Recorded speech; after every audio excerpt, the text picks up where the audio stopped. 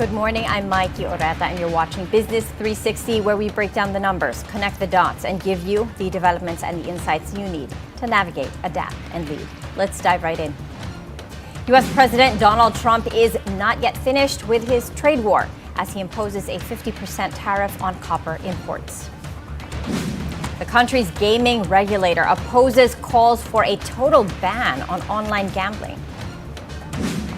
One of the units of Apple's first computer, the Apple One, is to be auctioned at Sotheby's.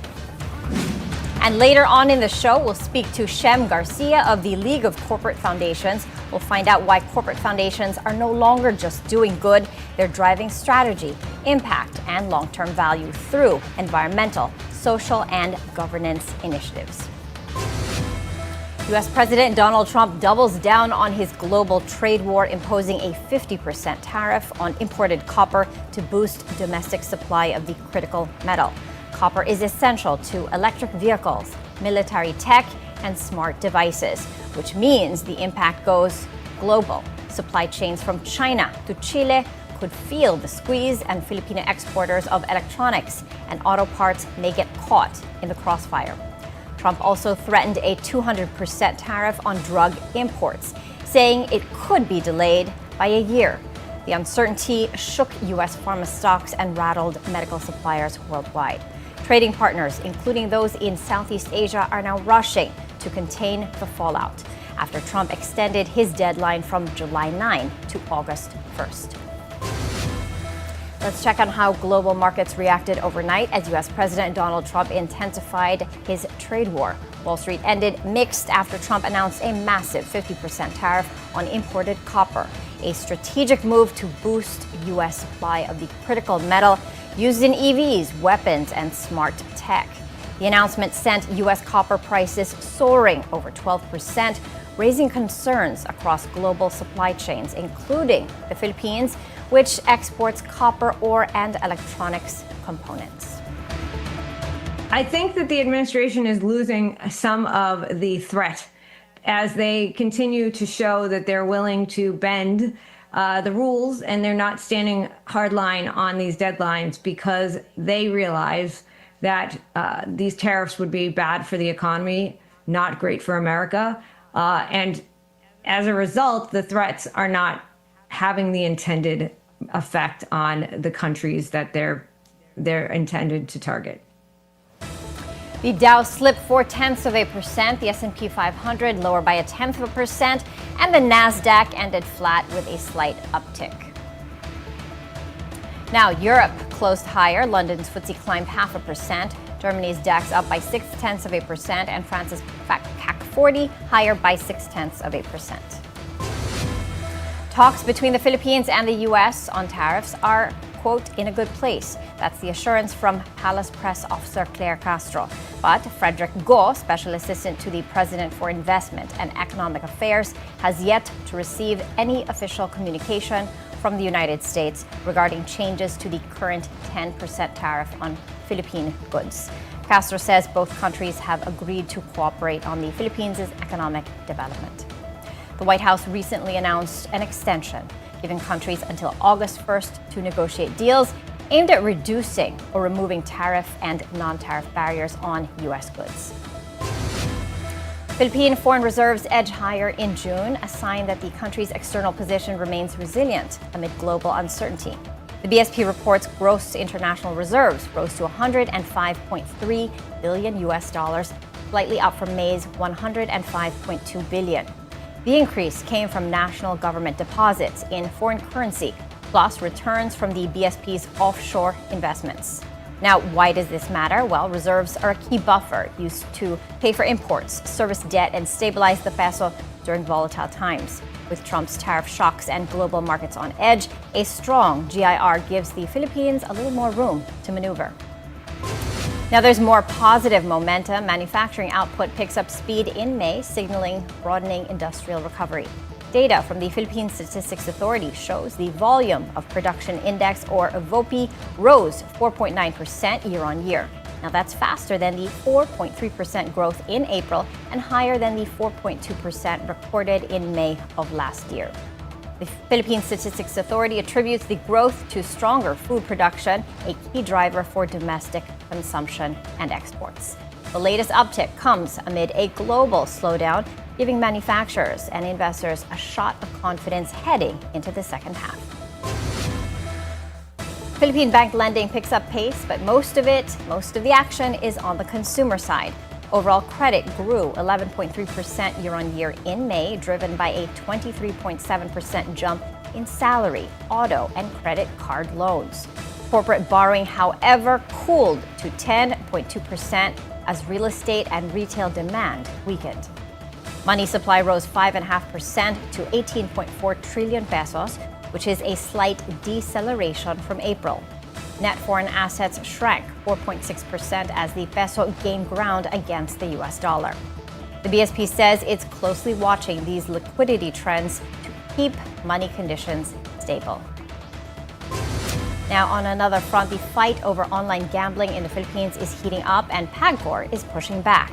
Instead of a total ban, the country's gaming regulator says, regulate it better, of course. PAGCOR Chair and CEO Alejandro Tenco argues that the industry earns over 100 billion pesos a year and employs 32,000 Filipinos, too big to dismiss.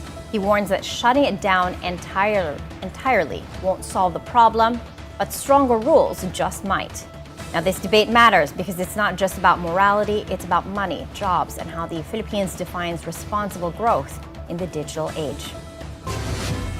Now, we're taking a quick break. Please stay with us as we dive deep into the numbers and the narratives that matter most, your bottom line.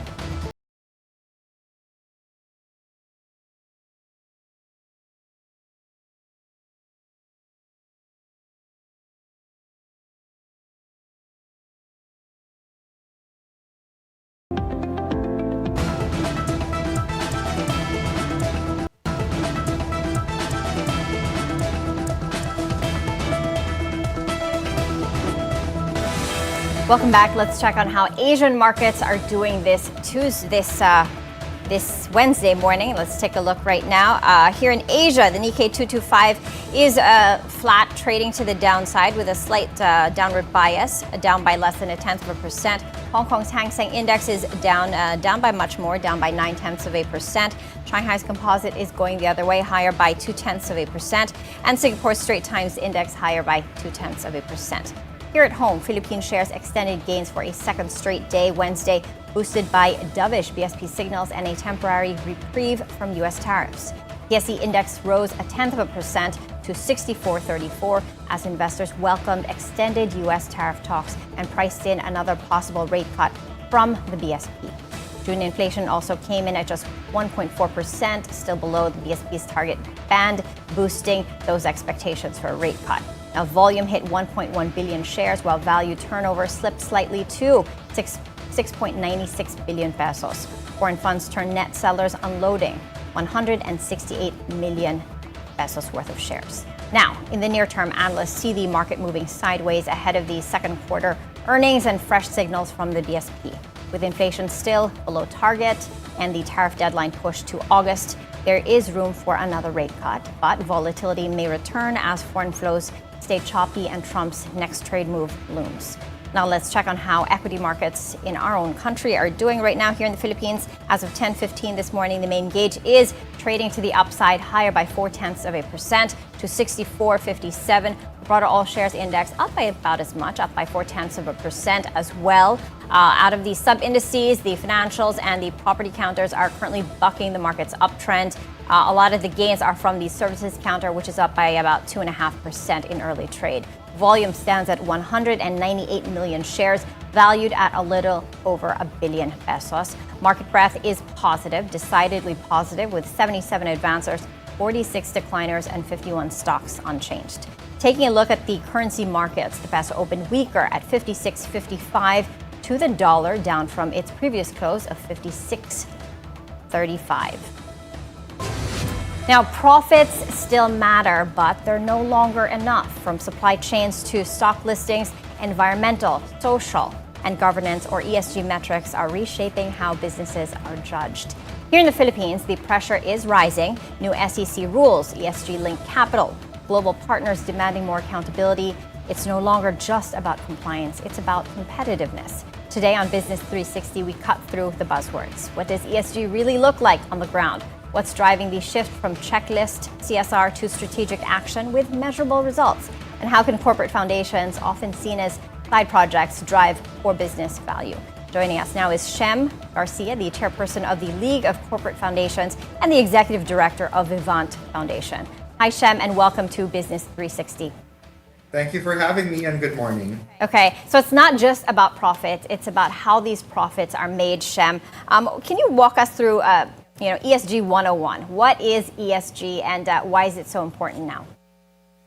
Yeah, so, basically my background is more in CSR, as is the league and most of the corporate foundations. And that's sort of been the standard practice for decades already, is really that CSR has been something that was optional, but something that, was also the ideal way of conducting business. And it was something that businesses would choose to build their relationships with their communities, to improve their reputation, that sort of thing. But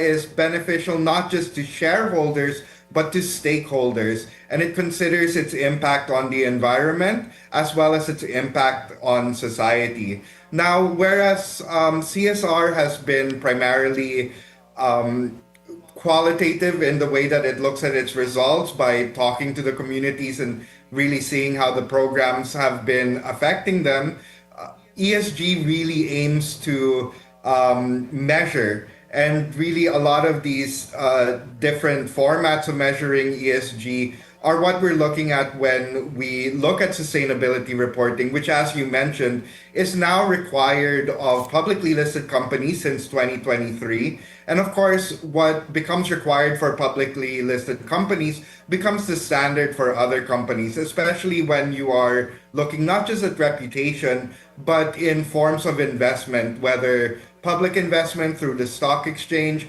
or whether looking through funding through the banking institutions. That's right. Just to add some context, ESG is nothing new. It was around since early 2000s. It's mainstream in the developed markets, but here it's our market to ESG. It's relatively new. It was only in 2023 that the SEC actually began requiring publicly listed firms to subscribe to this. That said, Shem, how has adoption been in the Philippines? For example, from the League of Corporate Foundations, what's the percentage of members that subscribe to this?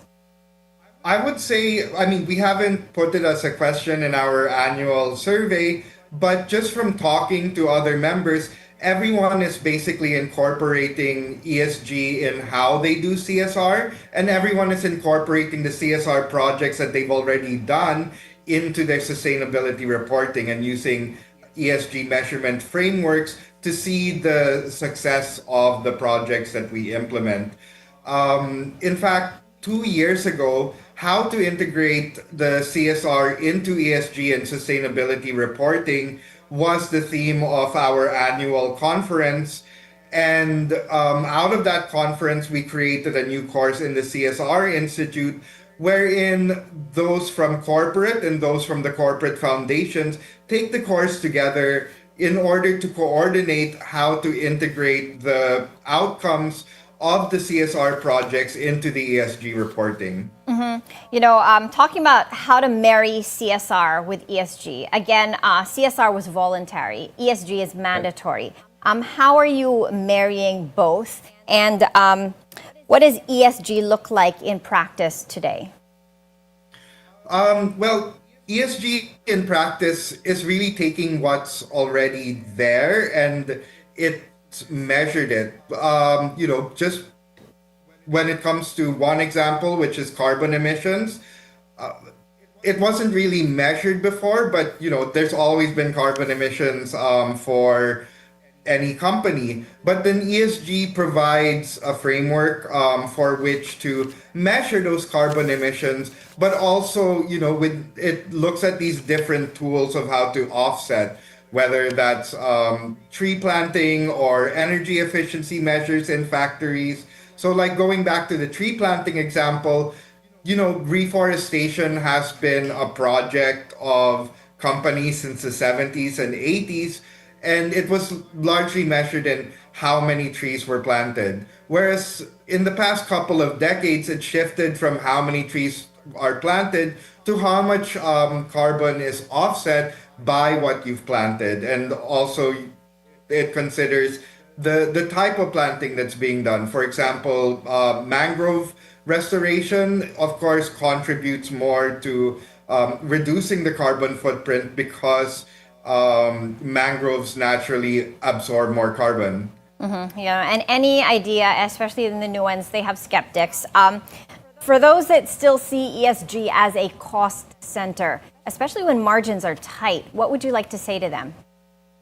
Well, I think that is not the correct way of seeing it. I think, on the one hand, there is just the basis of doing business in a responsible way to your neighbors. That it becomes an ethics argument, but then there's also the argument when you are looking at the numbers that ESG actually does contribute to profitability.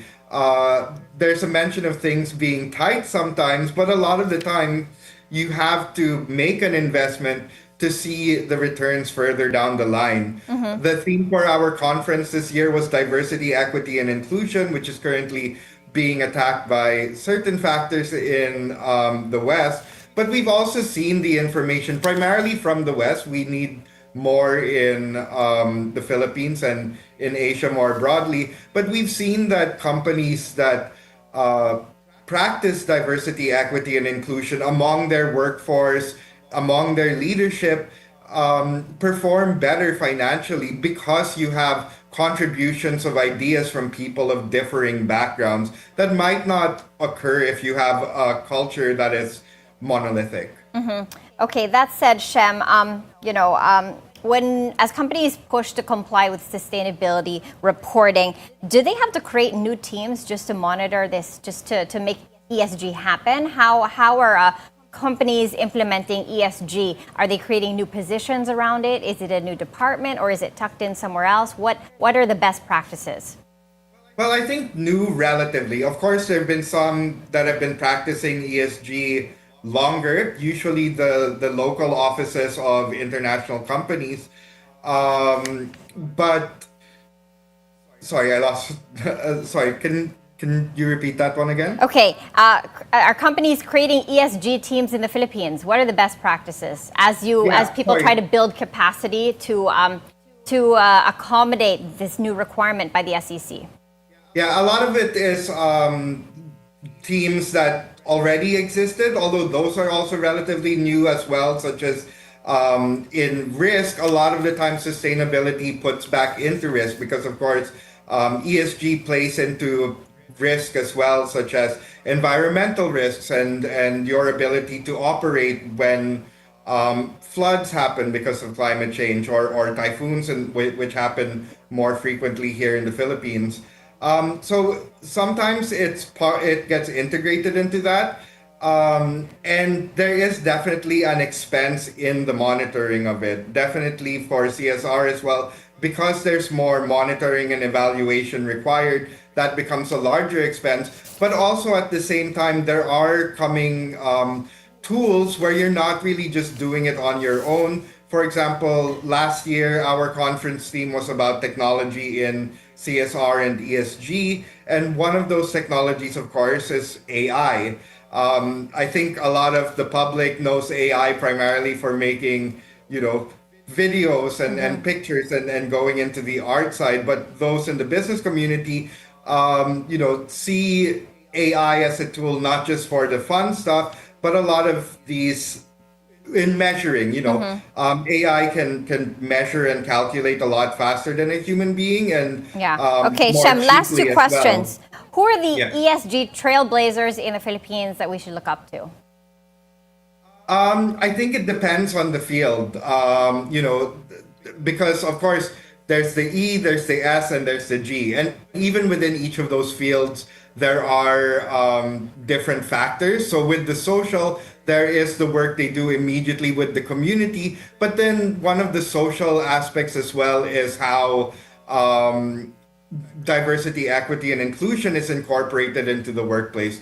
And, in our conference, I think one of the very inspiring speakers was Accenture, which really has taken a lot of steps in diversity, equity, and inclusion for a diverse workforce, not just in terms of gender parity, but also in terms of using technology to bring in people with disabilities into the workforce. Yeah. And What about tapping for into the these publicly tools. listed firms in the Philippines? Overall, who leads on the environmental, social, and governance fronts for ESG? I think on the governance front, of course, you're looking really at some of the bigger players like Ayala, Aboitiz, Filipina Shell, where you look at the corporate governance scorecard that's done around ASEAN. So there's a literal score on the governance side, right? On the environment, we as Vivant, we're working currently with Ayala in biodiversity project here in Cebu. And I know that I've personally learned a lot from them in terms of measuring carbon and how that is offset by these environmental projects. So in terms of numbers, I don't actually have them for you on hand. Okay. So my examples are based on my experience going out and working out in the field. All right. Lastly, for a developing country like the Philippines, where poverty, infrastructure, and basic services are pressing concerns, why should ESG matter? Just really quickly. So basically, all of these address some of the major issues in our country. As I mentioned, the Philippines, and as everyone knows, the Philippines is one of the most affected by climate change. So, of course, the environment side is very important, not just for doing the right thing, but for our safety and our ability to continue business. On the governance side, the Philippines, in terms of public governance, doesn't do so well in comparison to the rest of the world in terms of corruption. And by being able to practice good governance within the private sector, hopefully that also has an influence into the rest of society. And then, of course, social, we are a very diverse country with different types of stakeholders all around. And basically, social really allows us to look at the growth that has been happening over the past couple of decades in the Philippines, but also looking that the wealth gap is also spreading. So it looks into how can we make sure that this growth benefits everyone in society. Okay, got it. Thank you so much, Shem Garcia, the chairman of the League of Corporate Foundations and the executive director of the Vivant Foundation Incorporated. Thank you for joining us. Thank you. We're taking a short break. Business 360 will be right back.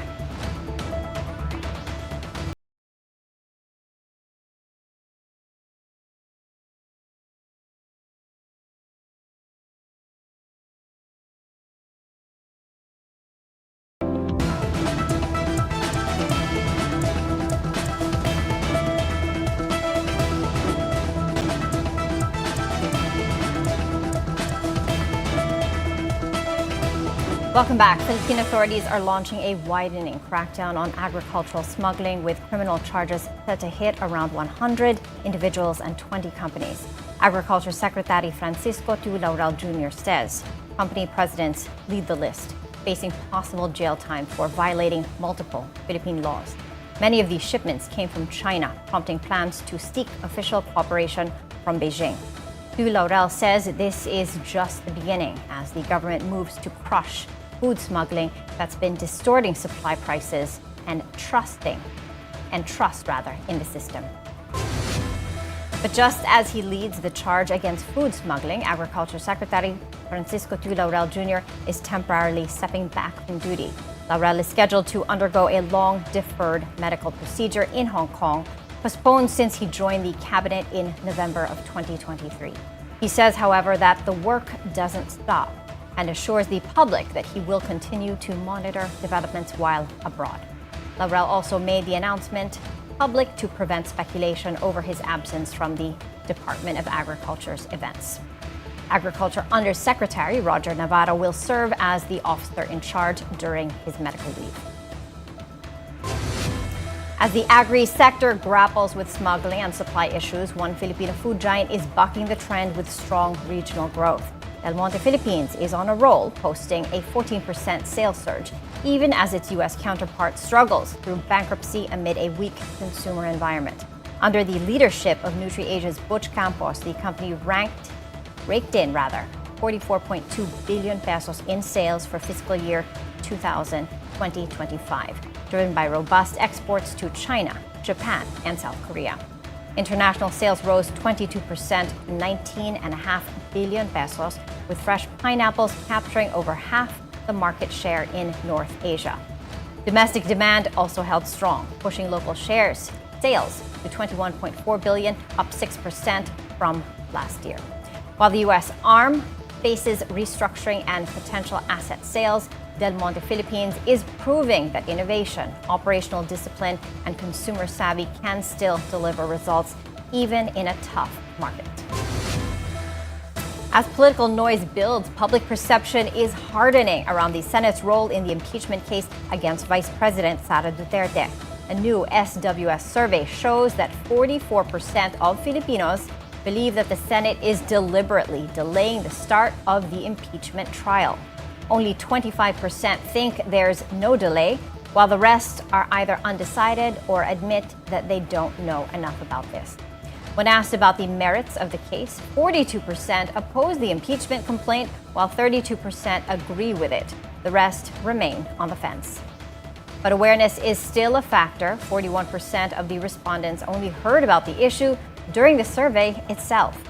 Now, the numbers reveal a divided public and growing questions about how the Senate will navigate a case with massive political and policy implications.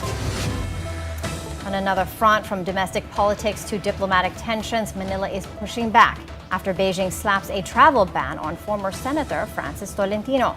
The Department of Foreign Affairs has summoned Chinese Ambassador Huang Xilian, calling the move a direct affront to Philippine sovereignty. Malacanang says Beijing's actions undermine mutual respect between equal states. China has barred Tolentino from entering the mainland, Hong Kong, and Macau, citing his so-called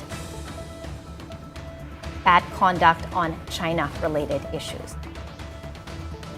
The DFA conveyed to the Chinese side that while the imposition of such sanctions falls within China's legal prerogative, the imposition of punitive measures against democratically elected officials for their official acts is inconsistent with the norms of mutual respect and dialogue that underpin relations between two equal sovereign states.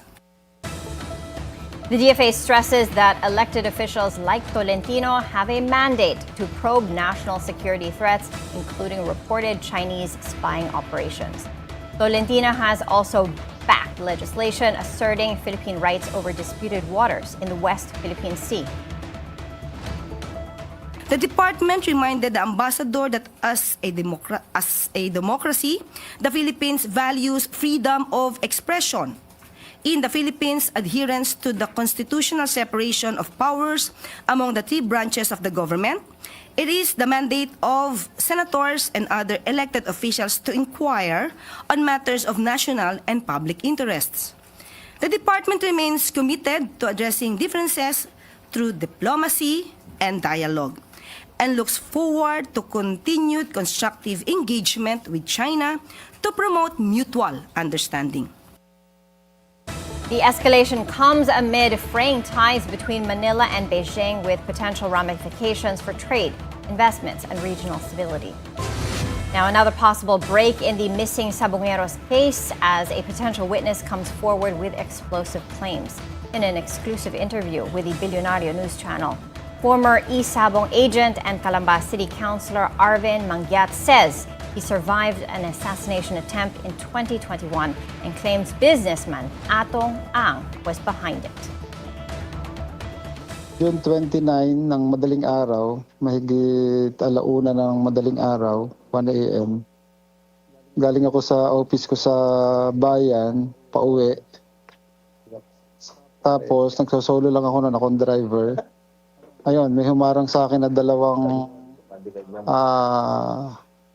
Fortuner na itim, tsaka dalawang motor. Tapos 6 na mga nakamahaba yung namumutok sa akin na malapitan, siguro mga 2 di pa lang yung layo. Talagang ganun hindi masyadong malayo, 2 di pa lang. Tapos yung isa, pinasok pa niya yung baril sa akin, sa driver's side. Talagang tinutok na niya. Nasa kulang-kulang 200 na bala yung inubos nila sa akin doon. Mangyat says the tip came from a key figure, Don Patidongan, also known as alias Totoy, who confirmed ang ordered that hit. He adds that the same firearms used in his ambush were linked to other attacks. Both Mangyat and Patidongan are now expected to meet with Justice Secretary Boying Remulla as the investigation into the disappearance of over 30 sabongeros deepens. We're taking a quick breather. Business 360. We'll be right back.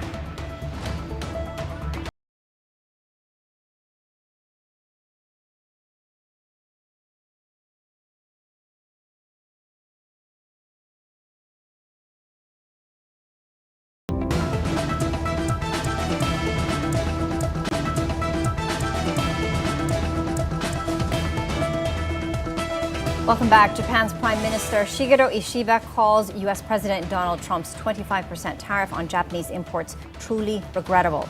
Still, Ishiba says Japan will keep pushing for a mutually beneficial deal through ongoing bilateral talks. Speaking at a tariff task force meeting, he vowed to defend Japan's national interests and minimize the damage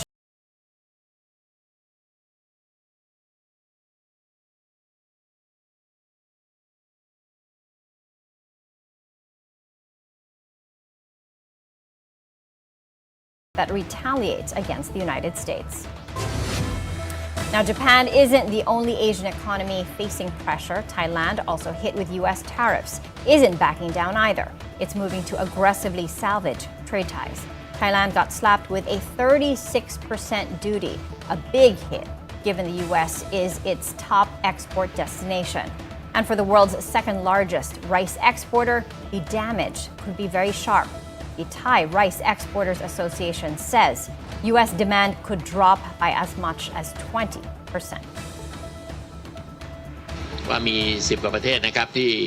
There are over 10 countries that President Trump has sent out his letters announcing the tariffs. And part of the message in there was to push us to speed up the negotiation talks before August 1st. So the deadline is now moved from July 9th to the 1st of August. If you ask me why it's like this, it's because negotiations do take time. Therefore, you move the deadline out further. In the United States, President Donald Trump doubles down on immigration, declaring that there will be no amnesty for agricultural workers as the U.S. moves to deport all illegal immigrants. In a cabinet meeting, the U.S. Department of Agriculture said the White House wants an American workforce on farms, ending decades of reliance on migrant labor.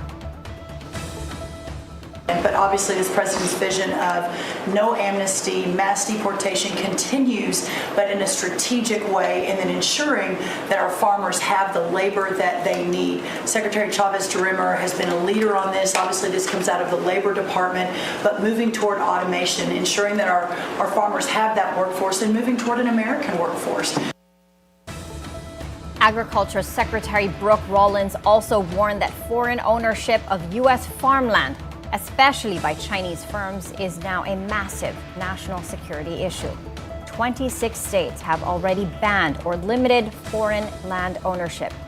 Current data shows 3.4% of all U.S. farmland is foreign owned, with Canada holding the largest share at 30%.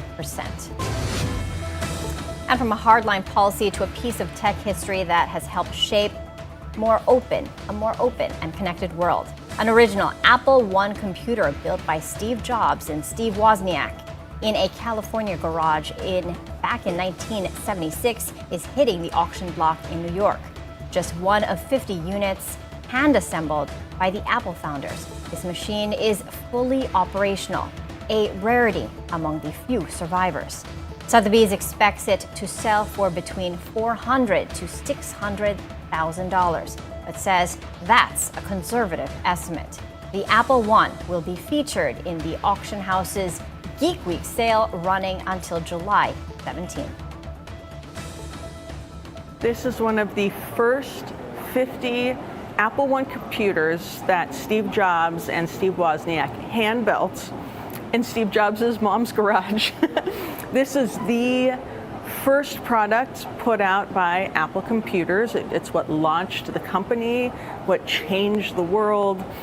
I think of all the iPods and the iPhones and the iPads. None of that would have happened if it weren't for this computer that they put together. And you know, they made this first 50, they scrounged together money, borrowed money from different people to buy the parts to build these motherboards. And Jobs went out and really, went hard trying to get people to buy one computer. It's a reminder that from humble beginnings, in a garage or a startup hub, innovation can spark revolutions. And that's it for Business 360. I'm Maiki Oreta. Thank you for joining us, and keep it here on BNC, the Bilyonaryo News Channel.